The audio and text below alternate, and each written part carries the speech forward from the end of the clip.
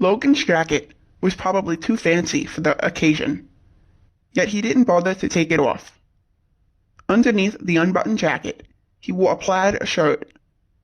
He won the pants argument with his wife, Charlotte, so he had on jeans. Charlotte, meanwhile, was wearing a sundress.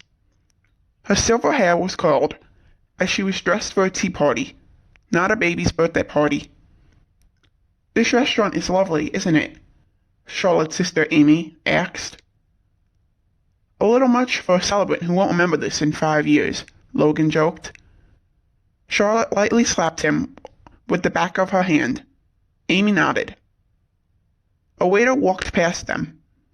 His smile was too large to be real, and he was humming. When he reached 2-year-old Flynn, he began happily talking to the child. Logan couldn't hear, so he assumed the man was asking Finn what he wanted to eat. Finn's father, Robert, wandered over to Logan, Charlotte, and Amy. "What a beautiful restaurant, son," Charlotte complimented. "Thanks, Mom. Finn's primarily being raised by a single father, so I'm trying my best to give him everything he wants." "Now don't say that." "I know, but he's too young to understand anything different." "That must be so hard," Amy interrupted. Robert sighed. He didn't want to have this conversation now. Not in front of his in-laws. He put his fingers in his pockets. "Ava and I are just lucky that we have Finn." Charlotte stood up and kissed Robert on the cheek. "You know Logan and I only live 20 minutes away." She sat back down. "Don't bring me into this." Logan was stern. He grinned at Robert, who bore a dark 5 o'clock shadow. Robert turned around. The waiter was gone, and Finn was talking to other family members. The toddler was holding a Batman action figure. Meanwhile, a group of older people were clapping and cheering at another table. Across the room, half a dozen 20-something-year-olds were standing in the corner and having a quiet dialogue.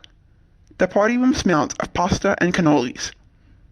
Every table had a superhero tablecloth, and yellow and blue balloons in the center.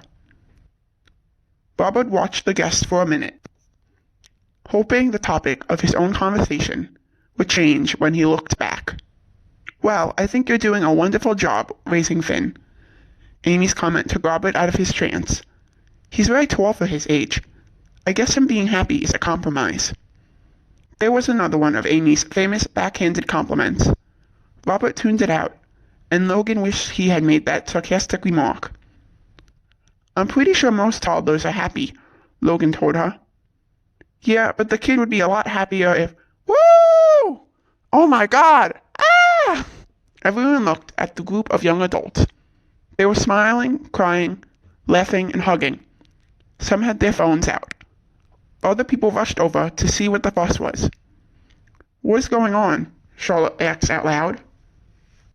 "I don't know," Logan replied. The screaming continued.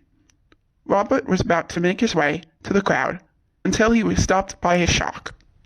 While everyone else noticed that the crowd was hugging someone, Robert realized who they were hugging.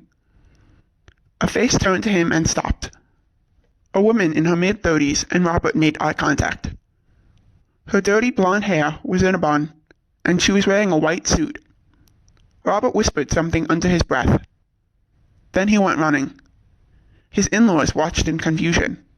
"Ava!" That was when Logan, Charlotte, and Amy stood up. It didn't take long for Robert to catch up to his wife. They gave each other a big hug.